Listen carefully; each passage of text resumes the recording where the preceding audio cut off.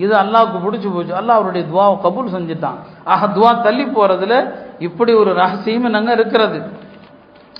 ஐந்தாவது விஷயமாக சொன்னாங்க, துவாக்கள் தள்ளி போறதுக்கான காரணம் நாம் அல்லாஹ்ட்ட கேட்கறதுல உள்ள பலவீனம் இல்லையா. உலகத்துல கூட ஒரு அமைச்சருக்கோ ஒரு முதல்வருக்கோ பிரதமருக்கோ ஒரு கோரிக்கை வைக்கிறதுக்குன்னு ஒரு அதவு இருக்குதா இல்லையா. ரப்புல் ஆலமீன் அவன் அஹ்கமுல் ஹாக்கிமீன், அவனுடைய ஞானம் என்ன, அவனுடைய உயர்வை நம்முடைய வார்த்தையால புகழ முடியுமா என்ன? அந்த ரப்புக்கு முன்னால நீங்க எப்படிங்க துவா செய்யணும்? அப்ப அல்லாஹ்ட்ட துவா செய்கிற போது நம்முடைய உள்ளம் நம்ம யார்கிட்ட கேட்கிறோங்கிற எண்ணத்துல மூழ்கி இருக்கணும், வேற எந்த சிந்தனை இல்லாம இருக்கணும். நபி ஸல்லல்லாஹு அலைஹி வஸல்லம் சொன்னாங்க, இன்னல்லாஹ லா யக்பலு துஆஅன் மின் கல்பின் காஃபிலின் லாஹின், கவனம் இல்லாம அலட்சியமாக துவா செய்பவரது துவாவை அல்லாஹ் ஏற்க மாட்டான். அப்ப அலட்சியமா துவா செய்யறது, கவனமே இல்லாம துவா செய்யறது, இந்த துவாக்கள் அல்லாஹ் ஏற்பதில்லை. அல்லாஹ்ட்ட துவா செய்கிற நேரத்தில் மிகுந்த ஓர்மையோடு அழகான முறையில் கையேந்தி, அல்லாஹ்ட்ட எப்படி கையேந்தணும், கையேந்துங்க. துவால கையேந்துகிற சுன்னத்து என்ன? இப்படிதான் ரெண்டு கைகளையும் அகற்றி வைப்பது சுன்னத்து, நம்ம பழக்கத்தில் சேர்த்து வைக்கிறோம்.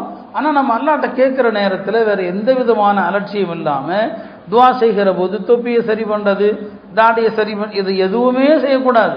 இந்த துவாவை அல்லாஹ் ஏற்கிறது இல்லை. அப்போ துவா தள்ளி போகிறதுக்கான காரணத்தில் நபி ஸல்லல்லாஹு அலைஹி வஸல்லம் இதையும் முக்கியமாக சொன்னாங்க. ஆறாவது, துவாக்கள் ஏற்கப்படாமல் இருப்பதற்கு பல நேரங்களில் நாம் பிறருக்கு செய்த அநியாயங்கள் அது ஒரு காரணமாக இருக்கலாம்.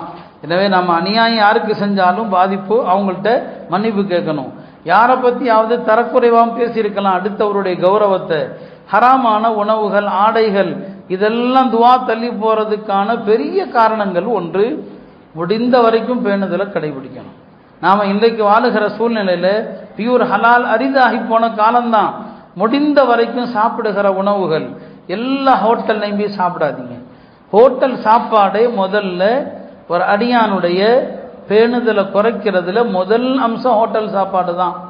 அது பேணுதலே கிடையாது. அந்த காலத்தில் உலமாக்களுக்கு சொல்லக்கூடிய பாடத்தில் சொல்லுவாங்க, ஹோட்டலில் சாப்பிடக்கூடாது.